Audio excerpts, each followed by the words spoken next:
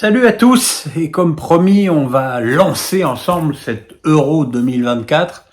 Vous pouvez remarquer autour de moi ce décor spécial, ce mur blanc magnifique, ma haie, mon canapé. Ça ne changera pas. De toute façon, j'imagine que si vous me suivez, c'est quand même pas pour les effets spéciaux, hein. On n'est pas à Star Wars ici. Cet euro qui avance en France dans un anonymat absolu. C'est-à-dire que depuis dimanche, de toute façon, on parle même plus des JO. C'est une situation assez extraordinaire qui est évidemment la résultante des résultats des élections européennes qui ont conduit Emmanuel Macron à dissoudre l'Assemblée. Mais bon, on n'est pas ici pour parler de ça, mais il n'empêche que la situation électorale qui annonce le pays, qui fait que d'ailleurs on aura une nouvelle assemblée une semaine avant la finale de cet euro, est évidemment un facteur qui fait que cet euro s'annonce finalement, encore une fois, dans un anonymat quasi absolu, ce qui n'est pas forcément d'ailleurs pour déplaire à une équipe de France qui du coup, et de façon assez étrange, peut travailler assez tranquillement. Alors cette équipe de France, qui est, il faut bien le reconnaître, ce qui nous intéresse le plus dans cet euro, elle avance avec énormément d'incertitudes. Je dirais des incertitudes dans toutes les lignes, même si on parle du gardien, puisque Maignan a eu des blessures qui ont pu d'ailleurs à un moment donné remettre même en cause sa participation à l'Euro. Bon, finalement, il semble qu'il est là. Ça sera sa première grande compétition dans le but, et on attend de lui qu'il devienne enfin le gardien numéro 1 et sans conteste, qui était et qui a été pendant de longues années Hugo Lloris. En défense, je veux dire, tout est ouvert. À droite, évidemment, où Didier Deschamps a 3 choix incomplets. Koundé, voire Pavard, même s'il me semble que dans l'esprit du sélectionneur, Pavard maintenant est vraiment en arrière central. Koundé ou Pavard qui ont aucune aptitude pour le jeu, vrai jeu de latéral et une participation au jeu. Alors participation au jeu, ça veut pas dire être tout le temps devant, mais ça veut dire au minimum combiner avec l'attaquant devant toi, qu'il soit Coman ou Dembélé. Et ça, ni Koundé, Koundé et peut-être Pavard peut-être un tout petit peu plus que Koundé, malgré tout, ils ne savent ni l'un ni l'autre le faire. Et puis il y a Klose qui est une autre opportunité, mais Klose c'est très offensif, ça n'offre aucune garantie sur le plan défensif, et on sait que c'est quelque chose de très important pour Deschamps. Et voilà, et on a l'impression que à ce poste, Didier Deschamps n'a que des mauvais choix. C'est pour ça que j'ai pu regretter l'absence d'un Simakan ou d'un Malo Gusto dans cette équipe, qui aurait pu apporter à ce poste à la fois de la fraîcheur et une concurrence plus saine. En défense centrale, c'est pas beaucoup mieux. Bon, il semblerait qu'on parte avec Konaté ou Upamecano, mais les deux n'ont pas offert de grandes garanties avec Liverpool et le Bayern dans cette deuxième partie de saison. Et puis sinon, il y a Pavard ou Saliba. Saliba qui a plutôt fait un bon match contre le Canada, mais qui semble, et je ne peux pas totalement lui donner tort, partir avec une longueur de retard par rapport aux deux autres, parce que Saliba, jusqu'à présent, n'a pas encore signé une performance inoubliable avec les Bleus. Mais là, ça fait encore une incertitude. Presque pareil à gauche, même si Théo Hernandez, pour le coup, semble partir avec pas mal d'avance par rapport à Ferland Mendy. Mais enfin bon, faut pas oublier que Mendy, c'est l'arrière-gauche du Real Madrid, et que c'est quelque chose dont Deschamps pourrait peut-être se souvenir en cas de contre-performance du Milanais durant les premiers matchs. Au milieu, pareil, incertitude à tous les étages. Déjà, incertitude sur le plan physique pour Tchouaméni, qui a une fracture de fatigue, et pour Rabiot qui a des pépins musculaires. On ne sait pas si l'un ou l'autre, voire les deux, seront aptes ou inaptes à démarrer cet Euro le 17 contre l'Autriche. Euh, Encore une fois, je suis désolé, et malgré toute l'affection que le peuple français lui porte et cette hype parfois un peu insensée qui entoure ce joueur, je peux pas dire que les 2 matchs amicaux de Kanté, mais plus que ça, rassuré. D'abord parce que c'était 2 matchs extrêmement faciles pour un milieu récupérateur et que je trouve encore une fois que son utilisation de la balle est beaucoup trop minimaliste. Voilà, peut-être que c'était un Fofana qui aura l'occasion de tirer les marrons du feu de cette histoire, ou un Camavinga, mais il faudrait que Camavinga nous sorte un jour une prestation en équipe de France du niveau de celle qu'il peut faire avec le Real, et pour l'instant, on en est loin. Devant, évidemment, Griezmann est indiscutable, mais quel Griezmann, encore une fois? Le Griezmann qui est obligé de reculer pour avoir le ballon, le Griezmann qui, et ça semblait être le souhait du sélectionneur, devait s'approcher un petit peu plus des attaquants. Voilà, je pense qu'il faudrait un milieu de terrain plus costaud que celui qu'on a pu voir contre le Luxembourg et le Canada pour permettre à Grisou d'être près de ses attaquants. Et puis, les attaquants ont là aussi des incertitudes de partout.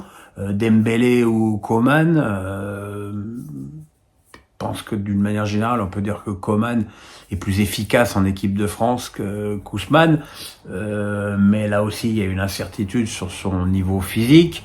Dans l'axe, on peut tous espérer que la prestation triste de Giroud contre le Canada n'est pas annonciateur d'un crépuscule un petit peu plus précoce que ce qu'on pouvait prévoir.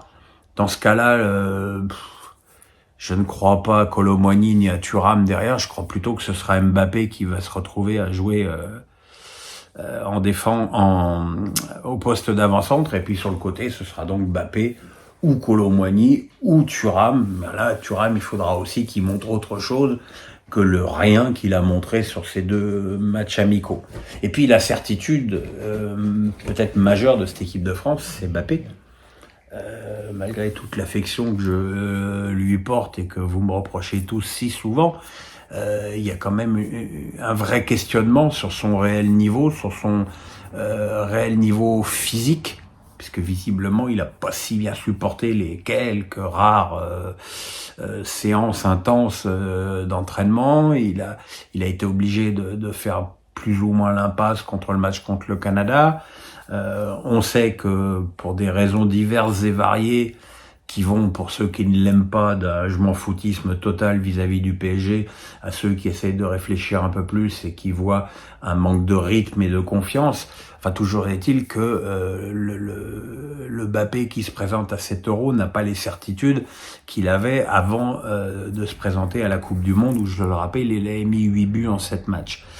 Pourtant, il est évident qu'il aura forcément une lourde responsabilité dans le parcours des Bleus, qui encore une fois se retrouve dans un groupe assez homogène et finalement assez difficile, avec l'Autriche qui est une équipe solide, les Pays-Bas qui ont toujours le talent pour enquiquiner quelqu'un, et la Pologne qui, si elle arrive à trouver une solution par rapport à tous les blessés qui la frappent, pourra peut-être être un problème. En tout cas, voilà, il faudra, et je pense que c'est une bonne chose que Deschamps n'ait pas fixé un objectif pour cette équipe de France, parce que ce qu'il faut, c'est sortir de ce groupe, et je pense que ce sera déjà en soi pas forcément une performance, parce qu'on attend autre chose d'une équipe qui a perdu une finale de Coupe du Monde il y a 2 ans au tir au but, mais je pense que déjà sortir de cette poule serait une première étape, et forcément une étape obligatoire pour viser plus haut. Quels sont les favoris de cet Euro à part les Bleus? L'Angleterre, évidemment, qui a une ligne d'attaque exceptionnelle et surtout extraordinairement complémentaire. Bellingham, Foden, Kane, Saka, c'est vraiment presque l'idéal et une chance incroyable pour une sélection d'avoir 4 joueurs à la fois de ce talent et aussi de cette complémentarité. Le problème de l'Angleterre, c'est ces grosses incertitudes derrière qui vont du gardien à la défense. Après les Anglais, il y a l'Allemagne, qui a quand même l'immense avantage de jouer cette compétition à domicile.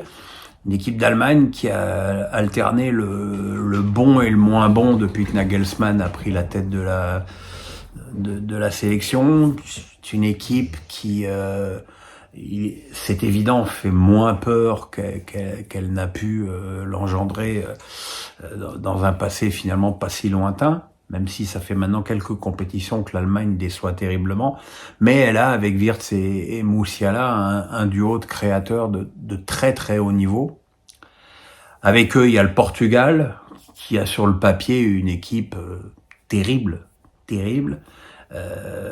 avec des joueurs terribles de tous les côtés, Neves, Vitinha, Bernardo Silva, et évidemment l'immense point d'interrogation, c'est Cristiano Ronaldo qui a 39 ans, qui vient de marquer 2 buts lors du dernier match amical du Portugal, dont un but extraordinaire.